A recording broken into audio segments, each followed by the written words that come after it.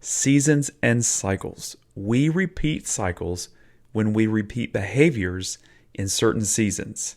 Hey, welcome back to Uncivilized Rebirth. Before we get started, I want you to like and subscribe to this channel and follow along and comment below what you think about this video.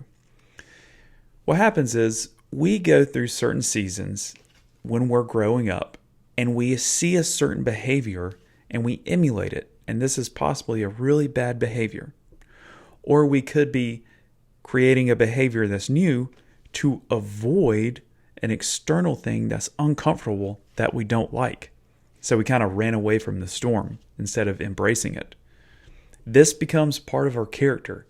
And then when those seasons arrive again and we start to see those situations presenting themselves, we start playing these scenarios of how they're going to go bad, how it was in the past, how we need to act to escape it and to avoid this possible scenario we see in our mind.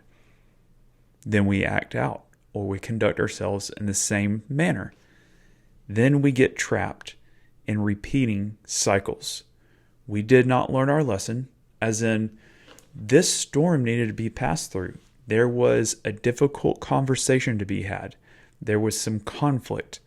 Something happened that needed engagement from you, and you pulled back and you went to an old coping mechanism. This means that you're not going to grow. Let's look at it like this. You have an oak tree that's growing up, and it has these little tethers attached to it that keep it safe so it doesn't fall over as a sapling, and it can endure the storms. And let's say it's inside a greenhouse, and it's growing, and those little tethers are keeping it safe. It's not getting any wind. It's not getting any storm. They take the tethers off. It gets 6 to 8 feet long, and it gets planted outside. The first storm hits, the thing falls over. It's kind of broken. They stand it back up, try to patch it up, put the tethers back on, and keep it that way a bunch longer.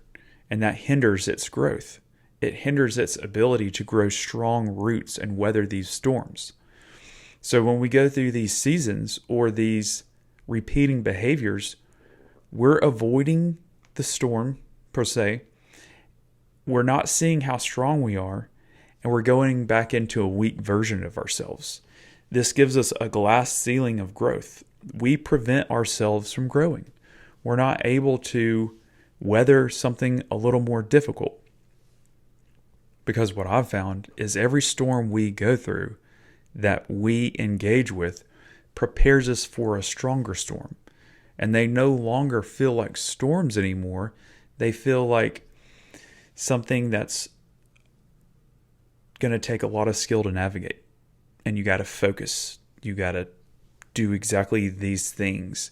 But you have to be able to morph and mold and pull exactly what skill you need at the right time to navigate the storm. So it's not something to be scared of. It's not something that's going to destroy us. It's a big storm is a compilation of a lot of little storms. And those little storms, you need little tools and skills here and there. Now that we've used them and we're able to apply them properly, because we engage with things that are happening with us, the bigger storms are easier. And we stay focused right where we are. Sometimes you don't need to pull out and look at the big picture. Sometimes you need to stay focused right where you are. Carefully select your tools. Carefully select your skills. Carefully select your next action and your next step. Because if you pull out and you look at the whole massive storm that you're passing through, it's going to be scary and it's going to hinder your action. So you need to pull back in. Stay very focused. When you pass through that storm, then you pull out. Then you assess. You observe the bigger picture. You can look through that storm you just went through and see how you utilize your skills. This will only elevate your ability to go through the next season. And as you change your behaviors in these seasons when you could easily repeat them, the next season is going to be different. new opportunities are going to open up. There's going to be doorways that open up. There's going to be things that you noticed in life that you didn't notice before because you pull back into your shell. You didn't engage with it. And so all these things are passing by you. You may be wondering, why isn't life happening for me? Why isn't it opening it up? Why isn't all these good things happening? That's because you're not engaging. You're pulled back into this little window of, I got to protect myself. I got to act a certain way or be a certain manner. Pull away from all these things. Maybe these opportunities are looking for that strong person that will weather strong storms. Because if you put somebody in a position that needs to be there for a long time and make decisions through different seasons that are solid, you can't bring in somebody that will crash in their personal life, because that carries over into your professional life. Your professional life is intrinsically connected with your person, even though you try to keep it separate. So let's say you have a professional that's been promoted, they're doing very well, and they have not been observed or seen going through different seasons. There's something in their personal life that comes up, maybe some old family conflict, and they go to the bottle to pass this time. Their way of engagement is not engaging and then picking up a coping mechanism. And this maybe lasts for a month or two. That carries over into work, because when you're hungover and you show up at work and your mind is bothered by these personal problems with your family or your friends, let's say, you're not going to be focused. You're not going to have that clarity. But when you pass through a season and you decide, with these family members, I am not going to engage. I'm going to choose my behavior, and I'm going to choose not to have a coping mechanism. I'm going to think about this issue. I'm going to sit with my feelings and then set my boundaries. If they don't like those boundaries, that is their personal problem. But I know what's best for me and my life and how I need to stay solid. Then, when you show up in the other areas, you're stable, you're still clear, you have that clarity.